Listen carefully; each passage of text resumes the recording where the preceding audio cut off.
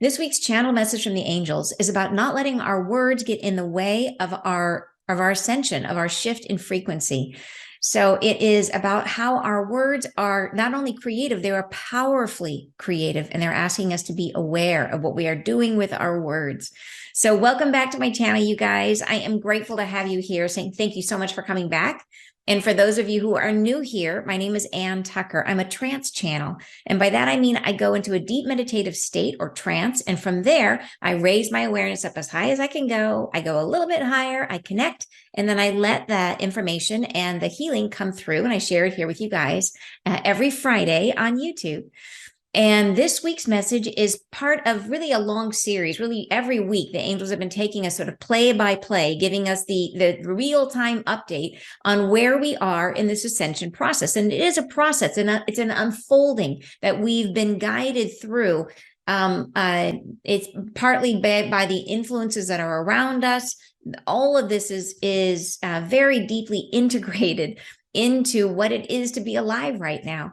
And they've been letting us know not only what is available to us individually in terms of our own available healing, what we can do to help move more easily and fully into these new frequencies, but also the bigger picture, what's happening and what can we expect, what is coming, right? They've been giving us a ton of really, really useful, helpful information because it is all about our awareness. They want us to be as aware as we can of what's happening so that we can be fully present in this experience. So this week's message, as I was saying, is all about the power of our words, about how now that we are in this sort of calm before the storm, we're in a place where we really have a ton of resources available to us to help us with whatever healing, whatever clearing that we can do. What do we want to leave behind and not take with us as we shift in our frequency? And they're asking us to pause and look backward and look at our lives as we've led them up until now. And where are there places in our life that we still have stories explaining the things that have happened to us? And are those stories helping us or hurting us? So it's an amazing, beautiful message, and I hope you love it. I also wanted to let you know, if you do not yet have your own regular healing practice that you are using to help you through this ascension process, or if you would like to add to your own regular healing process, please come and join me this Sunday. It is our regular monthly peace bathing session. What that is we do it's a group meditation, a healing meditation with the angels. They are there, they're speaking to us, talking to us, telling us, explaining what we're going through and giving us information, but they're also healing us as a group as well as individually through the whole process. And they are powerful healings. So if you are looking for some help through this process, something that can keep you on track to take the most advantage of the healing energies that are available to us, please come and join me. You can find out more about it on my website, which is anntucker.com. And I will put the link down below in the description box. All right. I hope you enjoy the message. All right, so here we go. They say, and this is for our message for today, which is April 13th. They say, we are saying to you now some things of importance about where you are in the context of all things. In your memory, that which you have known is unsubstantiated by that which is coming. In the new beginning, beckoning you in, and you are... I'm sorry, let me back up to say, that which you have known is unsubstantiated by that which is coming. The new beginning beckoning you in, and you are standing toward the direction of these new openings. But we would halt yourselves and offer this chance of reframing all you have known, of re-allowing the self to enter into harmony with what you have been, to take on, for your own instantiation of living, a greater respect for your own life and the legacy of its story. Within you each, you have known yourselves intimately from the inner shadows, inner reaches of your own mind and thinking. This has disallowed the self the perspective we share with one another of what you are and have always been. We see you now when you struggle. We see the anchors that pull upon you and hold you down. We see them all as you are encumbered. We see them now, and we would transfer to you the knowledge of this should we be allowed, but it is not so. We stay and hold ourselves at a distance and let you feel the fullness of the experience that you are having. And this experience pulls upon you now, gently for some, more treacherously for others. and we are aware of the difficulty with which you are encumbered. But we would say to the selves as you embark upon new knowledge, gathering a new sense of where you are and what is coming, that these hesitancies you suffer from, the places within which you are enrolled with the earthly realm, or which you are embroiled with the earthly realm, we wish for yourselves to now be separate, to take time to alter your thoughts and your own memories of what you have discovered, to see yourselves from the perspective above the fray, to recognize within your hearts the suffering you have felt as significant in and of itself. It needs not the companionship and the alteration that is provided linguistically and through your histories. It need not be placed into the mire and context of these words that you are saying. It need not be told, shared with one another. It need not be spelled out and described. It need not take on life and meaning through the understanding of your own conversation. This elongates and punctuates the golden measures of your own hardship. It makes them stronger, more difficult, more hard for you to remember what you came for in these difficult times, why they should happen. It is there within the story you are telling, the framework which has been provided for your understanding. The frame is nothing of the memory.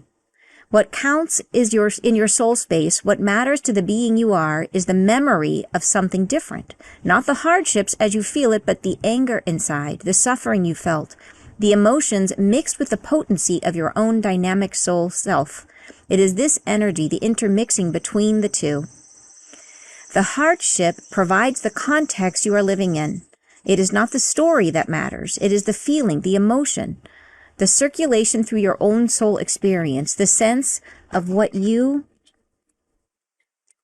I'm sorry, these papers are stuck together.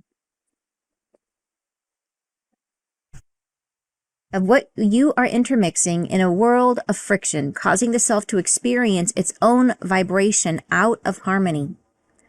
To be pulled in the direction of emulation, dictation, the spelling out of, removes, reduces, cajoles the self into a historical friction, which is a reminder to the self not of the energy you are producing, but of they and those who are harmful to the self, to resolve you upon their wrongdoing. And in doing so, in the causal description of these events passing, you do change the vibration of your own experience, change it from one of pure form, purity of intention, to experience what you are in disharmonious accord, a sense of what you are pulled from your foundations, how you will reverberate as an energy, how you will create differently when you are mixed or mired in a context of undoing. And in the retelling, in the redescription of these accounts, you do change this disharmony into something different. It becomes a modified version of your truth. A sense of yourself in the place of the describer, of one who is absented, who is moralizing, who is taking a stance against something, who is removing themselves from the position of experience and placing themselves in a position of judgment. And from this place, you dictate the morality of these events and hold as poison the reframing of these experiences for the consumption of the self and for others. To remake your own history, to remake it into something you can like better, you are thinking, into something you can create understanding from, to learn about the self. But in truth, in the description of the events and their occurrence, you are creating a history that is not well met within the embodiment of your person. It is an instantiation separated from the real movement of your soul, the stirring of your seat. The encapsulation of this self within your housing. It is the transfiguration of your experience into something completely different. Humanity breeds chaos through their process of understanding. You are, by nature, one who transfigures, one who creates something different from what is.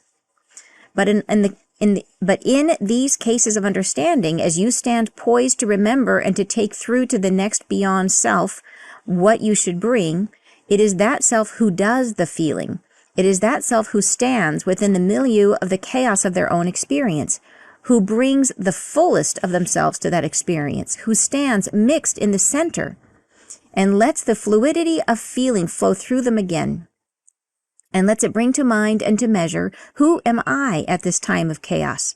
Who am I and what do I remember? How does it feel within my body, within my brain, within sensation? Where there is pain, where there is suffering, we do not wish for you to linger. for these to be felt again. We simply wish for them to have been experienced fully and to be let go, to be released from your housing. In the re-dictation of these experiences, in the re-expression as humanity does and is wont to do, there is the changing, the redirection, the re-expression of these things. They take on life form. They take on longevity. They become something stable and inert within the body. They are not your unique and original homebound feelings. They are something else. They are the self struggling to grapple with an understanding of their own internal chaos. It is an attempt by the self to make whole what is in tatters. And we say that this expressive nature of the human is one that distances you from the root of the vibration.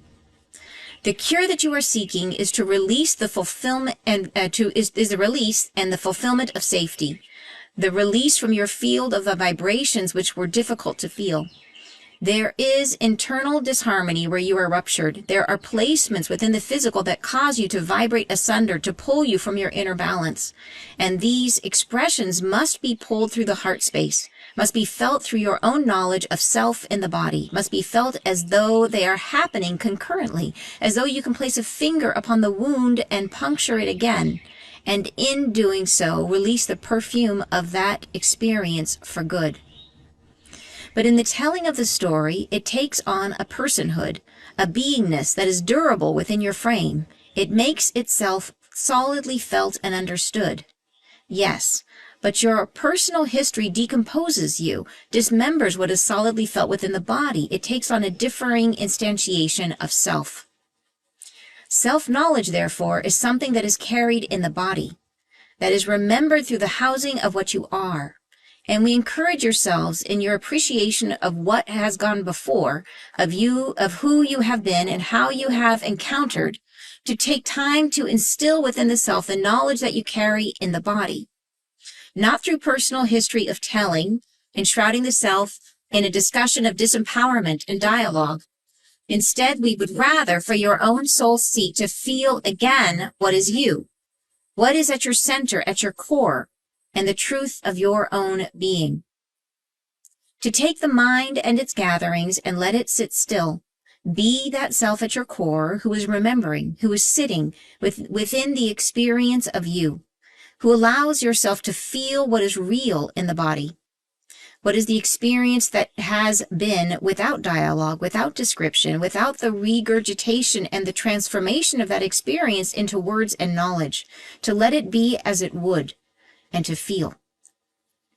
And in so doing, the presence of what has been felt the presence of what has been felt may be dismissed from the body, peeled back from the layers of your field. And you will reveal yourself more harmonious, more balanced, more connected in your field and in your wellness. These healing times are consequential, and in the knowledge which is revealed, we wish to employ this form of feather. Allow us to be revealed within the soul and the self. Allow us to enter. Allow us to aid you now as these feelings pass through. We may calm the self, ready the self, temper their expressions so that, as they are revealed, they may pass through unfettered. Without hesitation, without friction, the freedom you are seeking is near, dears. It is consequential to your passage. We say this now as a point of explanation, that those words you choose, the dialogues and utterances, are not negative. They are not in and of themselves suffering. They are creative. The dormant tones of your dialogue creates things. Be aware of this. And in the recalibration of what was, it takes on form and life, dears. Use your words of choice, your descriptions and your histories to make them real into something you would choose. Be aware of the creative power in your words. So I told you there's a lot in this one. Hello, you guys. Thank you so much for joining. Hey, Mike, thanks for coming back. I know I was on and then off again, and it's great to have you here.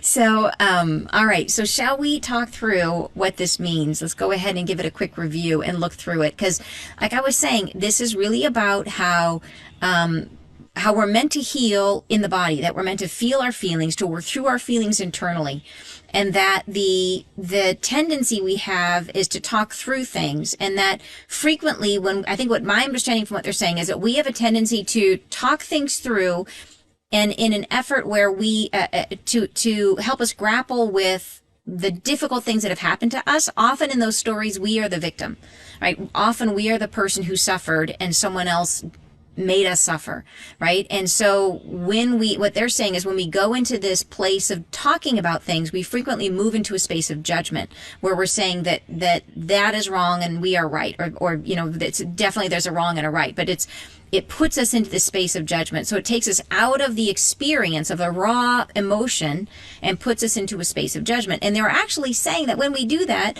that this story and the words, because our words are so powerful, that they actually are creating a thing, like an actual another life in a way and sometimes that story, as we tell it takes on its own life, and that then becomes a block to our actual healing. So we end up staying in that zone of our story rather than getting back to the actual feelings which just want to be released. So that's how I'm understanding what they're saying. So, and they're not saying that we shouldn't ever share what happens to us, because we can absolutely learn from each other, but they are saying that we need to be careful when what we're talking about, because our words are super powerful and super creative. So we want to tell our stories from a place of an affirmation of who we are and what we want to be. And so I think it's important to recognize where we are in our process of healing as we're talking about what we're going through, and to not paint ourselves into creating something or creating more of what it is that we're trying to get away from. Yeah, I hope that makes sense. So let's break it down and talk about it. So you're saying, awesome message. What I've been feeling over the past few months very intensely. Oh, wow, that's super cool. Very interesting. I love it how they seem to kind of pick up on, something in my throat. But how they do pick up on like whatever it is that's happening with us. They seem to just kind of read into our experience. Okay, so let's go ahead and break it down paragraph by paragraph. So they say, we are saying to you now some things of importance about where you are in the context of all things. In your memory, that which you have known is unsubstantiated by that which is coming. So in other words, the things that the way we have had our expectations in the past, that the things that are coming are going to undermine what we think like all the things we've counted on, the things we've known about ourselves. And they've been talking about this for a long time, that we won't be able to count on the same things. So this is kind of referring to that it's going to be a major shift. And so the things that we've always thought of as being the truth and being the way things are and the way life is, that's not going to be so much the case anymore. They go on to say, in your memory, that which you have known is unsubstantiated by that which is coming. The new beginning beckons you in, and you are standing toward the direction of these new openings. But we would halt yourselves and offer this chance of reframing all you have known. So they're asking us to really look back at our experience and our stories about our experience and to reframe them. So it's about helping us to call into question all of the internal stories we have about who we are and what we've experienced in our life. Like, how have we made sense of our life so far, and how much of this is coming from our experience and how much of this is the stories that we tell. And that's what they're really asking us to face. They're saying that you see, I've become aware of 4 points of destination within my own life experience from those 4 different me's. Oh, very interesting, Mike. That's super cool. So we will halt yourselves and offer this chance of reframing all you have known, of re-allowing the self to enter into harmony with what you have been, to take on for your own instantiation of living a greater respect for your own life and the legacy of its story. And I think what they're talking about here is that the story is really what we're holding in our body, that the story that we're trying to get to, the truth and the awareness that we're trying to get to, is a balanced self, is when we get to a place where we are no longer holding resistance and we're no longer holding these sort of dormant energies that are places of self-doubt and places of, I said, resistance. And when we get to a place of being in balance, that's our truth, right? That is when we radiate the fullness of who we are. So that is our life story. So when they say a greater respect for your own life and the legacy of its story, they're talking about this whole our soul song of what we are. And yes, they're saying to reframe the stories of our life, because the stories of our life are sometimes a method by which we get in our own way for our healing. And this is how they say we do it. They go on to say, within you each, you have known yourselves intimately from the inner shadows, inner reaches of your own mind and thinking. This has disallowed the self, the perspective we share with one another of what you are and have always been. We see you now when you struggle, when you see anchors, we see the anchors that pull upon you and hold you down. We see them all as you are encumbered. We see them now, and we would transfer to yourself the knowledge of this should we be allowed, but it is not so. So they see us in all the difficult things that we have to face, and they kind of see the start and the end and everything in our way, and they would love to just like give us the answer, but they say that kind of defeats the purpose. That they won't do it, it would defeat the purpose. They say we stay and hold ourselves at a distance and let you feel the fullness of the experience you are having. So I like here that they bring it back to that they're not going to allow us to live a story. They're going to allow us to feel the fullness of the experience, because that's what it's all about. And they're trying to get us back into the feeling of our experience, into processing things purely through the emotion, through the feeling of it, and releasing energies purely as energy without story attached. So they go on in the next paragraph, they say, and this experience pulls upon you now, gently for some, more treacherously for others, and we are aware of the difficulty with which you are encumbered. So they're really giving us a nod here to our karma, saying that they are very aware of the experience of our lives, and they know that at different times, you may right now be going through a relatively easy time or a really, really difficult time. Either way, they're saying that they are aware of what we are going through and aware of the difficulty of it, that it's always hard to be in this 3D reality. And they go on to say, but we would say to the selves, as you embark upon new knowledge, gathering a new sense of where you are and what is coming, that these hesitancies you suffer from, the places within which you are embroiled with the earthly realm, we wish for yourselves to now be separate. So they're trying to get us to take a step back from the way that we are embroiled. So what is it that we've gotten really entrenched in terms of our stories and our understanding of who we are? Where have we really gotten like really so intertwined or so deeply entrenched with our wounding that we have a hard time seeing it anymore or seeing ourselves clearly. So they're wanting us to take a step back, they're saying.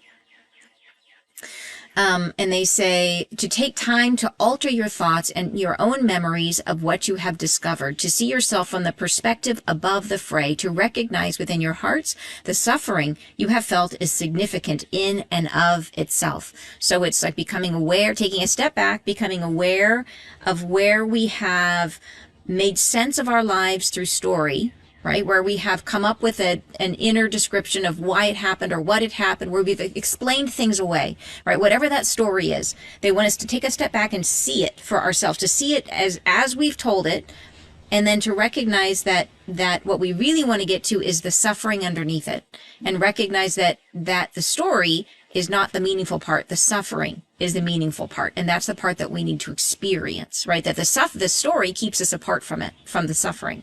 And if we stay in the story, we never clear the suffering. All right. We go on to say, and they're saying that they don't want us to stay in the suffering forever. They just want us to, we have to feel it. We have to process it through the heart, and then we can release it. And then we can tell everybody about it. So we're allowed to talk about it. We just need to clear it. All right. So then they go on to say, and you're saying, I have also noticed they seem to be pulling me away from oneness within my incumbent line. Oh, that's interesting. Yeah. And I think sometimes we have to be kind of moved away from our connection to, maybe if you're being incumbent line, it could be from family or from our personal history, that sometimes we have to go through a very deliberate separation in order to get to oneness, right? In order to get to a place where we feel at one with everything. That sometimes those connections really hold us back. Yeah. All right. So they go on to say, it needs not the companionship and the alteration that is provided linguistically and through your history. So in other words, the telling or the experiences that we're trying to process, they don't need to have the help of our words and everything else. They go on to say, It need not be placed into the mire and the context of these words that you are saying. It need not be told, shared with one another. It need not be spelled out and described. It need not take on life and meaning through the understanding of your own conversation.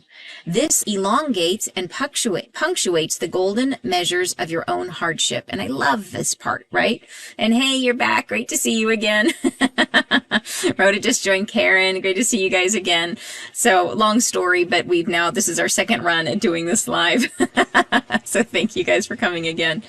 So this last part, so in other words, they say that it doesn't have to be the experience that we're having doesn't have to be retold. It doesn't have to be, even though we can, like once we've healed, or as we're healing, as we're understanding it from our feeling perspective, we can talk about it, but that is not the pathway to healing, is what they're trying to say. Talking about it is not the pathway. Feeling it is the pathway to healing it. And they say that if we do, rather than feeling it, if we go into explaining it away, helping us come up with a narrative that helps us to wrap our heads around it, as opposed to our hearts, wrapping our heads around it, it says it elongates and punctuates the golden measures of your own hardship. And I love that it's golden, because obviously it's all for us, right? It's golden. It's all meant to be in service of us.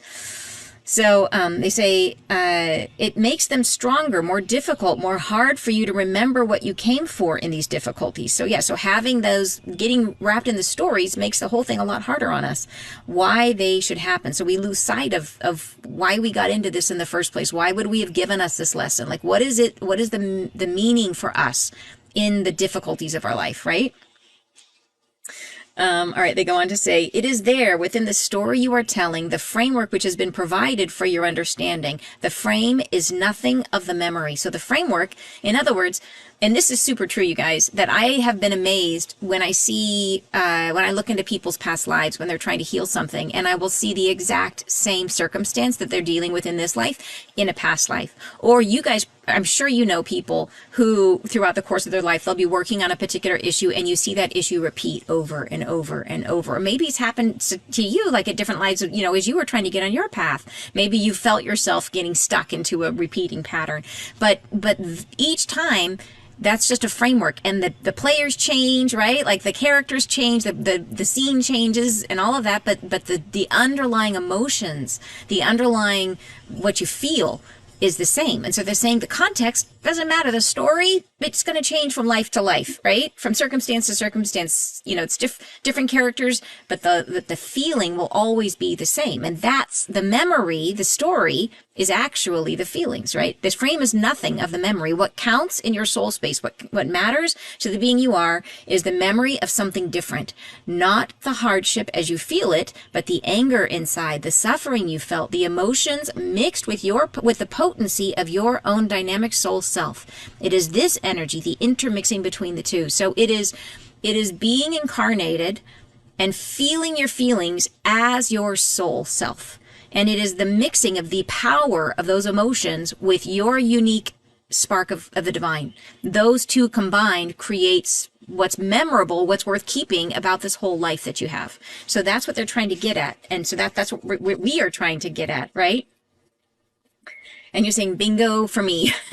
And then let's see. Karen's saying, I find the spiritual awakening and dark night confusing. You build your whole life and then boom, everything changes.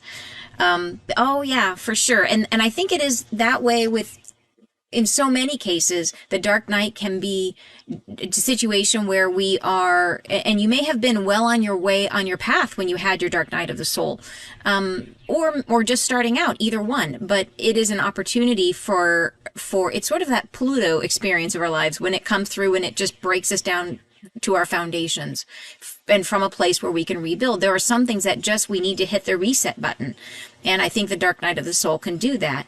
And so I think that is the purpose. But there are a lot of things that happens with us as being on an energetic level that we are not consciously aware of. And I think that's why navigating things through our feelings, navigating our healing through our feelings is so important. Because when we tell stories, we have a very limited understanding of what's really going on. And so our stories leave out all the good stuff. Like we also tell our stories in such a way that we protect ourselves. We tell stories about our lives which we try to make ourselves feel better, but it doesn't actually work all that well. And the only thing that's going to make us feel better is releasing the energy, right? Getting it out of our field, getting it out of our system. Okay. Let's see. What else do they say? They go on to say, did I say this? Yeah. Causing the self to experience its own vibration, the intermixing of the two. Or was I? The sense of, okay. I think I've totally lost my place here. There it is. Okay, the hardship provides the context. The hardship provides the context you were living in. It is not the story that mattered. It is the feeling, the emotion, the circulation through your own soul experience, the sense of what you are intermixing in a world of friction, causing the self to experience its own vibration out of harmony. So that is what we're trying to do. As we come, we say, okay, we're going to create a situation in which we're going to learn about ourselves, and we're going to do that by throwing ourselves out of harmony. So we're going to create a circumstance which creates a bunch of emotion, which messes with us. And then we're going to see what we do, right? We're going to see what happens to our particular spark of the divine when it is thrown out of balance. And how do we respond to that, right? And how do we respond to that in all these different contexts? So that's the game. And that's what we're trying to learn. And the learning, the thing that we take with us is the emotion, is the feeling that we feel, and then how we digest that and then learn about ourselves in that experience, right? And the learning comes from the processing of the feelings. Yeah. And then Mike says, or hide. Well, yeah, that works too. I think you mean hide your feelings. Is that what you mean? Okay, so going on, they say, to be pulled in the direction of emulation, dictation, the spelling out of, removes, reduces, cajoles the self into a historical friction, which is a reminder to the self not of the energy you are producing, but of they and those who are harmful to the self, to resolve you upon their wrongdoing. So here they're saying, what is it that we do with our stories? So when we go through, they're calling it dictation, spelling out of it, what it removes, reduces, cajoles the self into a historical friction, into a story about a trauma, right? So it's not really about what we're feeling. It's us creating a narrative around the players and the circumstances, which we think is going to make us feel better. And they're saying, and then they say that it is a reminder to the self, so it helps us to remember not the energy that we're producing, but of they and those who are harmful to the self. So the whole point of the story is not about what we felt. The whole point of the stories that we tell is about making someone else wrong. And so it is about they and those who are harmful to the self, to resolve you upon their wrongdoing. So that is where it breaks down. When we tell our stories about what we went through, and we get caught in the dialogue about what it was and how it happened and the bad things that happened to us, the real point of those stories is to say that person is wrong. And then it reminds us over and over and over again that person is wrong. And it's a huge distraction from the truth of the experience, which is our feelings. And that's and that the feelings are beautiful, that the feelings may be incredibly painful, but they are unique. And they are an expression of who we are at our soul level. And so they are beautiful, right? But we don't see them when we get stuck up in our stories. So, and the stories may feel better in some ways, but they're preventing us from getting into our truth. All right, so then they go on to say, and in so doing, in the causal description of these events passing, you do change the vibration of your own experience. So in other words, we take the experience we had and we make it something different, which is what we do as humans with everything, as they are saying, as they're telling us now. We change it from one of pure form, purity of intention, to experience what you are in a disharmonious accord, a sense of what you are pulled from your foundations, how you will reverberate as an energy, how you will create differently when you are mired in a context of undoing. So this is what we're here for. The reason we go through this, where we go through these difficulties, the feelings that we want to have is we want to have the pure form of it, which is our pure intention is to experience what we are in disharmonious accord. So when we are out of harmony, we want to get into that space, a sense of what we are pulled from our foundations, how we will reverberate as an energy, how we will create differently when we are mired in a context of undoing. So what do? Like, what happens to our our vibration and how do we get right again, right? That is the interesting experiment that we're here to have. And so we say we lose sight of that. And they say, and in the retelling, in the re-description of these accounts, you do change this disharmony into something different. It becomes a modified version of your truth. A sense of yourself in the place of the describer, of one who is absented. So in other words, we start telling it, we step out of the story and we tell it from a distance, and we're not feeling. We're totally disassociated from our feelings, which is the whole point of having these experiences, because we are now as the describer of the story, right? And then we're in the describer, and we become one who is moralizing, who taking a stance against something, who is removing themselves from the position of experience and placing themselves in a position of judgment. So this is what we do when we tell people about our story, right? And this is not to say that we don't want to share our story, but if we tell it from the place of our wounding and we haven't cleared the wound, then we are absenting ourselves from the wound and we're telling the story in order to make the other person wrong. Yeah. And so, yeah, we're in a position of judgment. We're no longer feeling feelings. We're out of the story and we're making a judgment about somebody else or a situation or whatever it is, that something else was wrong. And from this place, you dictate the morality of these events and hold as poison, strong word, the reframing of these experiences for the consumption of the self and for others. So this is powerful words here. What they're saying is that they're actually saying that the word poison, I take it as such a strong word. I think the way they're using it here is because when we do this, we get locked into a particular definition of what happened.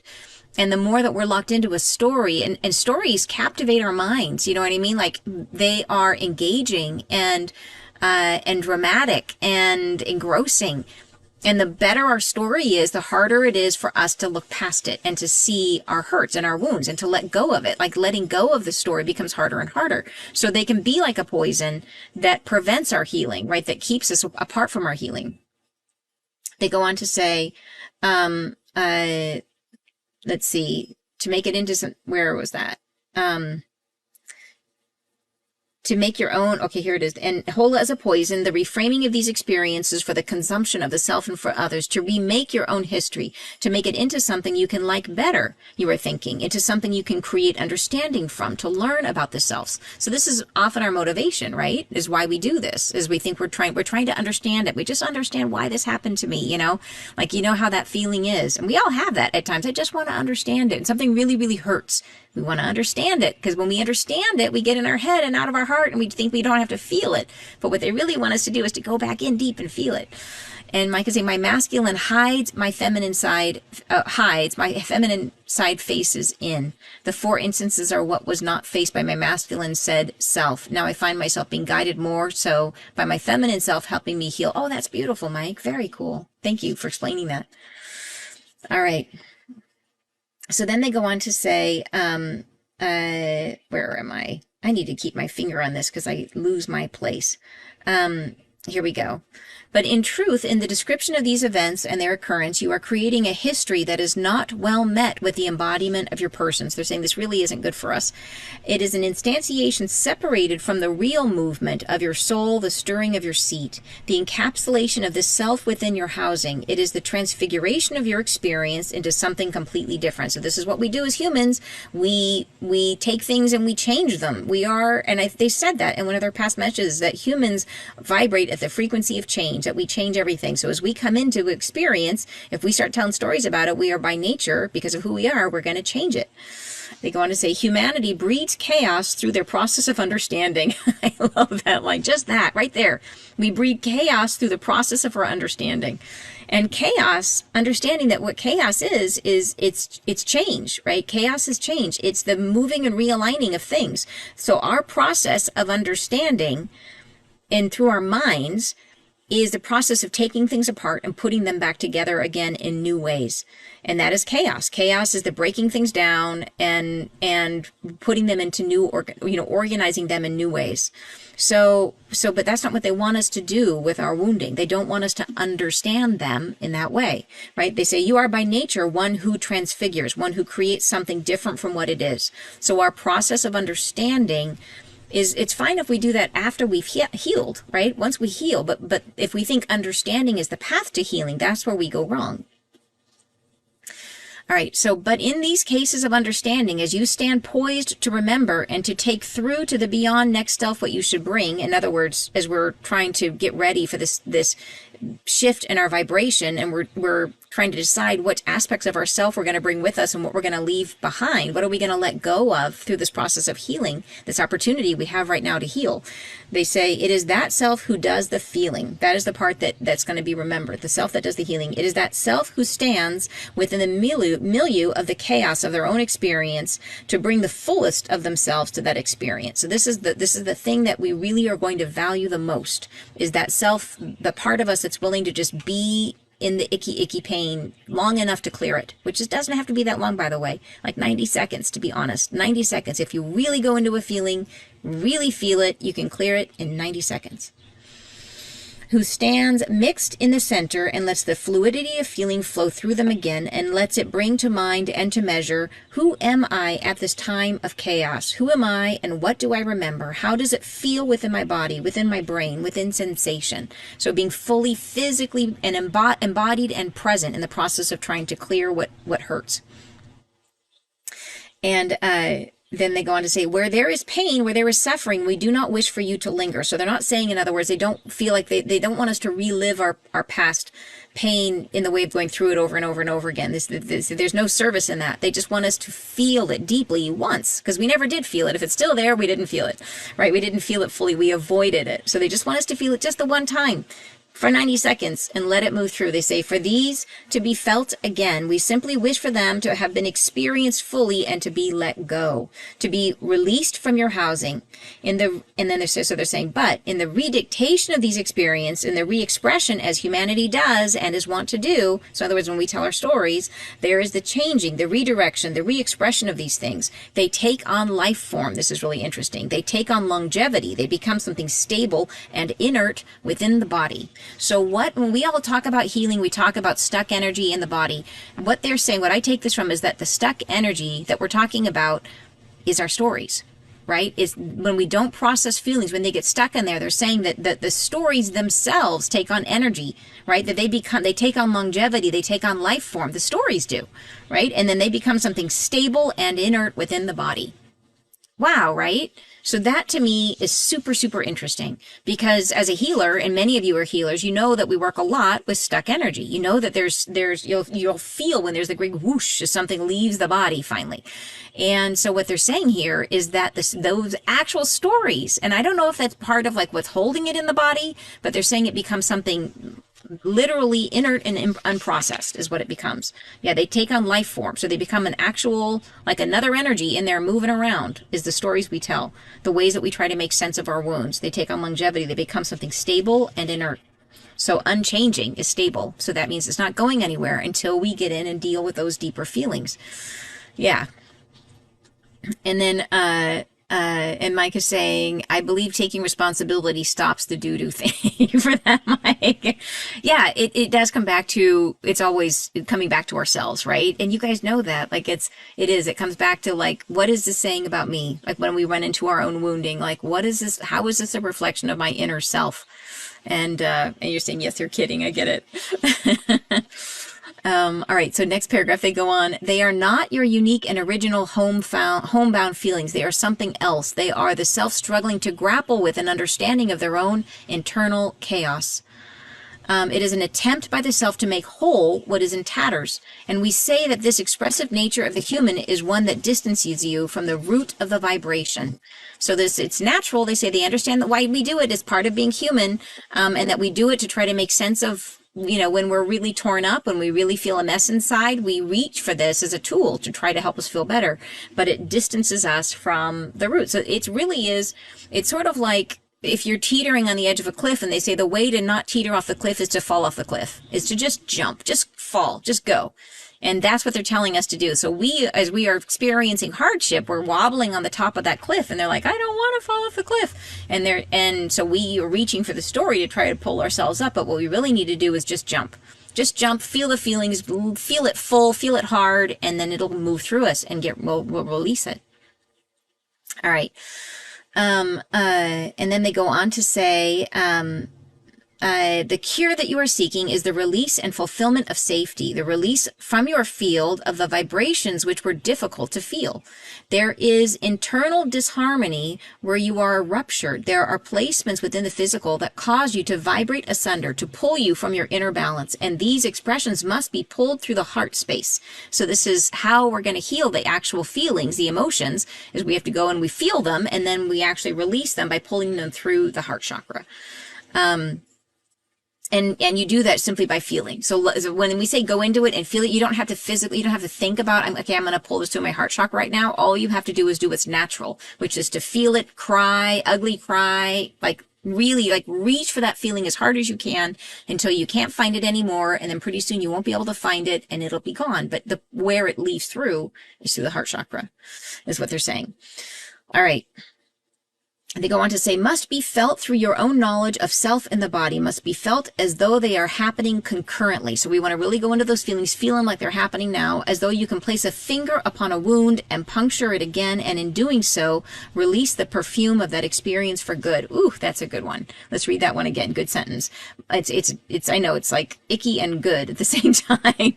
These difficult feelings, they say, must be felt as though they are happening concurrently, as though you can place a finger upon a wound and puncture it again, and in doing so, release the perfume of that experience for good. So I see it almost like it's like there's something trapped underneath the skin, and underneath a wound, and you gotta pierce it, let it out, and then heal. So it could be like a blister, right? Or whatever. Yeah, whatever's stuck in there. So it's a good metaphor. Okay, they go on to say, the cure that you are seeking, did I read that? I already read that. Okay, sorry.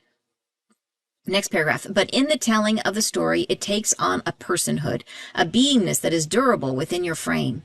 It makes itself solidly felt and understood, yes, but your personal history decomposes you, dismembers what is solidly felt within the body. It takes on a differing instantiation of self. So this is that part about as we tell a story, it's like there's a whole nother self, a whole nother experience that's completely separated from the feelings, and we live there. We live in that story, and we are totally separated from the feelings, and we can't get back there. Yeah, Karen is saying interesting. It is interesting, isn't it? Yeah. I'm not going to repeat that out loud, Mike. He's back on doo-doo again. That is funny, though. Thank you, Mike. All right. Okay, we go on to say, where are we? So self-knowledge, therefore, is something that is carried in the body, that is remembered through the housing of what you are. And we encourage yourselves in your appreciation of what has gone before, of who you have been and how you have encountered, to take time to instill within the self the knowledge that you carry in the body. Not through personal history of telling, enshroud the self in a discussion of and not through a personal history of telling, which enshrouds the self in a discussion of disempowerment and dialogue. Instead, we would rather, for your own soul seat, to feel again what is you, what is at your center, at your core, and the truth of your own being. Yeah. All right. Next paragraph, they say, to take the mind and its gatherings and let it sit still. So all the ways in which our mind is trying to process things and trying to make sense of things, they say, let it sit still. They say, be that self at your core who is remembering, who is sitting within the experience of you, who allows yourself to feel what is real in the body, what the experience has been without dialogue, without description, without the regurgitation and transformation of the experience into words and knowledge, to let it be as it would and to feel. So in other words, process it without trying to understand it, to just let it be, icky, messy, just cry, right? Just feel without story. And sometimes it's helpful to have a little bit of story to get you back to the feeling, to remember the circumstances that brought you there. But at a certain point, you just turn off the story and go into the feelings, and just it's like wringing a washcloth. Just get as much out of it as you possibly can. Yeah. All right, they go on to say, they say to take the mind, and in so doing, the presence of what has been felt may be dismissed from the body, peeled back from the layers of your field, and you will reveal yourself more harmonious, more balanced, more connected in your field and in your wellness. So this is all part of releasing. That is all part of, it's our our mental, physical, like health in every way. So yeah, so absolutely illness. Yes, absolutely can be by dealing with these deeper emotional issues. We heal our illnesses. And many of you are practitioners and work on this kind of stuff all the time. So I know I'm speaking to the choir on that. All right, going on, they say, these healing times are consequential, and in the knowledge which is revealed, we wish to employ this form of feather. I love that. So in other words, this way of working with the angels, this form of feather, allow us to be revealed within the soul and the self. Allow us to enter, allow us to aid you now as these feelings pass through. So in other words, when you start trying to heal something, trying to clear something, trying to face the feelings, before you start, say aloud to the angels, please help me heal. And with this healing, just ask them very specifically. And I do that when I have to work on something. I will say specifically, please help me with this healing. And I feel them move in and they literally lift it out of me. And you can do that too. They want to, they really want to help us. So all you got to do is ask and then go in and really try to bring up whatever it is that you're trying to clear. So they say, allow us to aid you now as these feelings pass through. We may calm the self, ready the self, temper their expression, so that as they are revealed, they may pass through unfettered. So when you ask for their help, the clearing of the feelings is a lot easier. It's not nearly as painful. It happens much more quickly. So they really help to release it. It can be just like, whoosh, it's gone. But you just have to be willing to jump off the cliff, right? Just plunge headfirst into the feelings. Without hesitation, without friction. The freedom you are seeking is near, dears, and it is consequential to your passage. And then they go on to say this last part here. They say, we say this now as a point of explanation, because I think they want to say here that, yes, they're talking a lot about how we don't want to get stuck on our stories, but they're not saying that our stories, that we can't tell stories, that we can't tell people what we're doing. They say that we say this now as a point of explanation, that those words you choose, the dialogues and utterances, are not negative. So in other words, telling stories in general and using our words in general is not negative. They say they are not in and of themselves suffering. So there's nothing harmful about our words in general. They said they are creative. And this is the major point they're trying to make here, that our words are creative. They go on to say that the dormant tones of your dialogue creates things.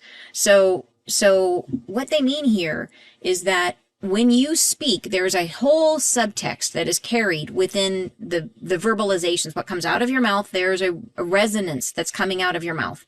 And that resonance is incredibly powerful and creative. It's literally like you are whispering incantations out into the world and making things true. And so they're saying the dormant tone. So it's stuff that you're not even aware of, that is coming out as you are speaking. And it is laced with emotion, with feeling. Your words take that emotion and they make it become physical out in the world. So it is so important for us to understand this, right? To be aware of this. And so it makes me think of like why people say affirmations are so important. But the problem with affirmations is a lot of people will use affirmations they don't believe. So the emotion, that dormant part that's accompanying the words, is that I don't believe what I'm saying, right? They'll be saying like, I am all powerful. And the words underneath is, I don't feel powerful at all. And so what's manifesting is, I don't feel powerful, right? So it's like you have to believe it. It has to come from a place, a real, true emotion. But when we're telling stories about our wounding, think about how powerful those stories are. As we're telling our stories about, especially if we haven't healed it, all those wounds are coming out through that story. And we're recreating more and more and more of that story. Yeah. So, okay. So the dormant tones of your dialogue create things. Be aware of this. And in the recalibration of what was, so when you're retelling what was, it takes on form and life, dears. So they're really trying to tell us this is what we've been doing when we talk about it, when we're talking about it and not dealing with our feelings. Use your words of choice, your descriptions and your histories, to make them real into something you would choose. So to be super, super aware that whatever you speak, especially if there's strong emotion attached to it, you are creating it.